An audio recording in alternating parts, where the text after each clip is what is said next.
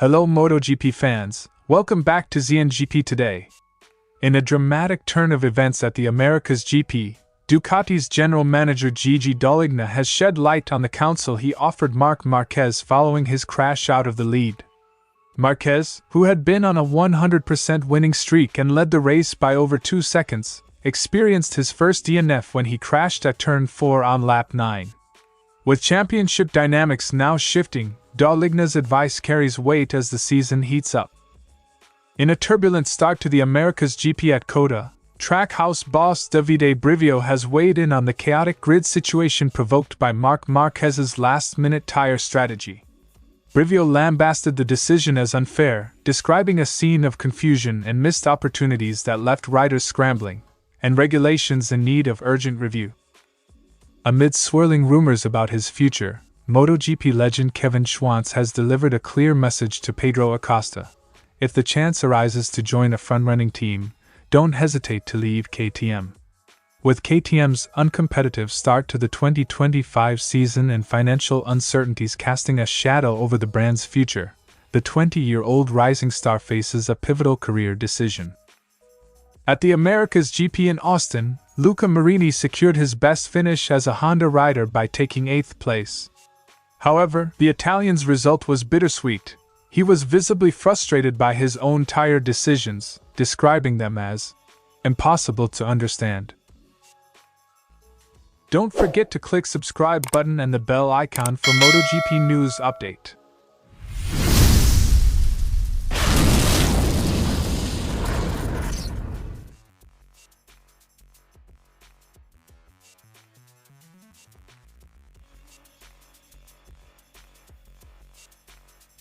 Coming into Sunday's race, Marquez was expected to dominate at the Circuit of the Americas, a venue where he has won 7 times in his career. After a flawless sprint victory on Saturday, he led the first 8 laps of the main race. However, a misjudged curb entry at turn 4, despite being under no external pressure, resulted in a crash that ended his race on lap 13. With Alex Marquez finishing second, the championship lead has now shifted, underscoring the high stakes of every lap. "I took too much curb at turn 4. It was just a mistake, nothing more." Quote from Marquez paraphrased.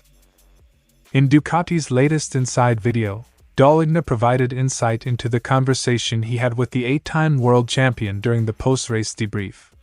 After Marquez remarked that, "Today was the day I felt better," Dall'Igna reassured him with his trademark calm and pragmatism.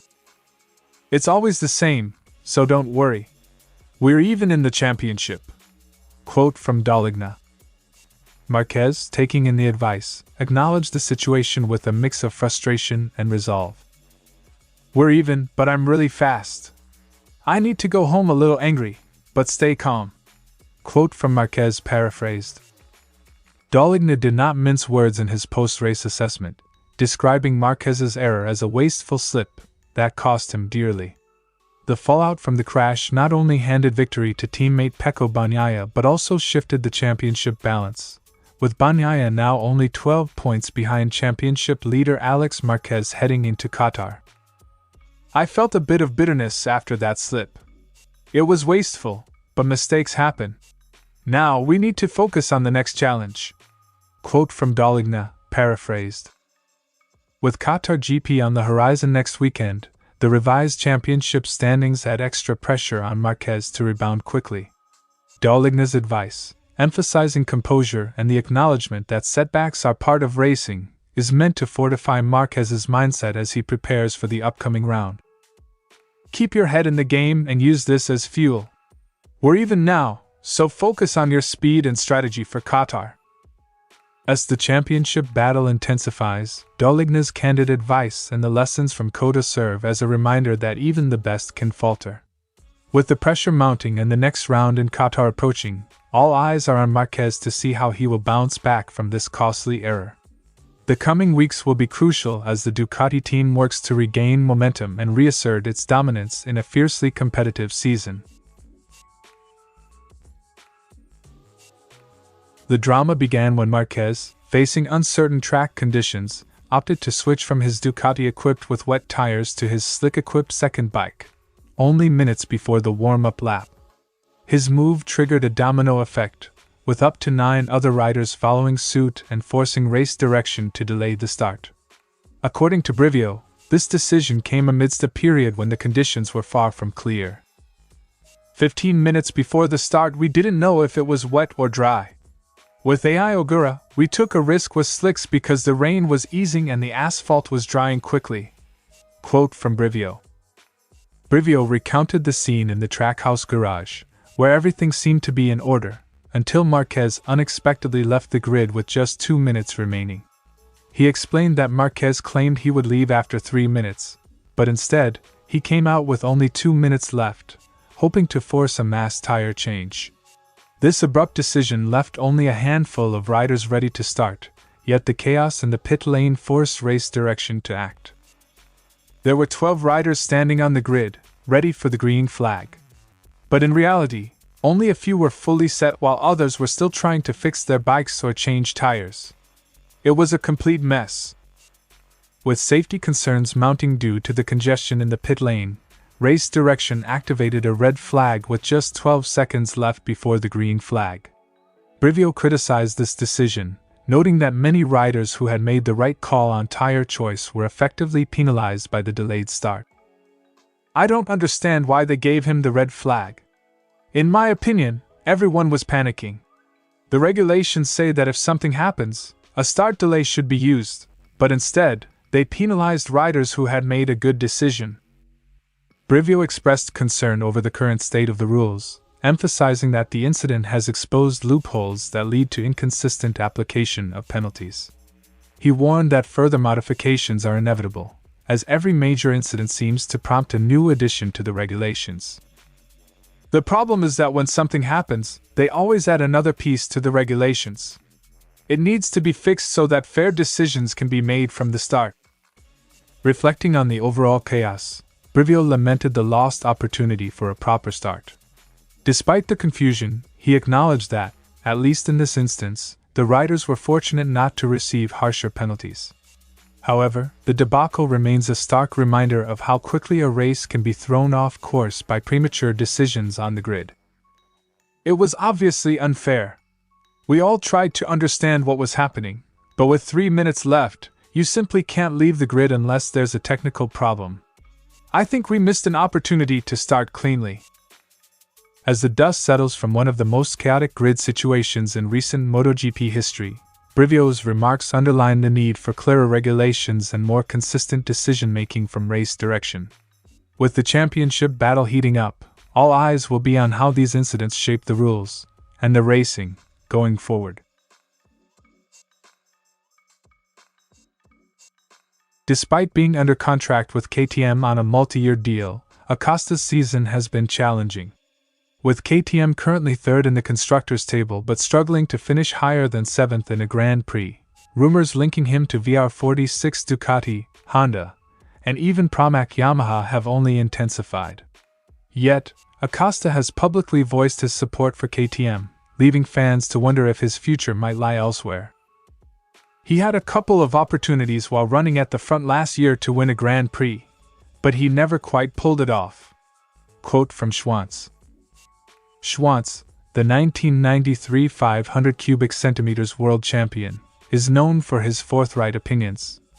During the America's GP, he urged Acosta to seize any chance to move to a more competitive bike if his current situation doesn't evolve in his favor. Take your time and learn what you can on the KTM, and if the opportunity is there to get on one of the bikes that are running at the very front, then I think at his age, he should jump at that opportunity. Schwantz even admitted from personal experience that he hesitated to jump ship when he had similar chances, but he believes Acosta should be bolder given his youth and potential.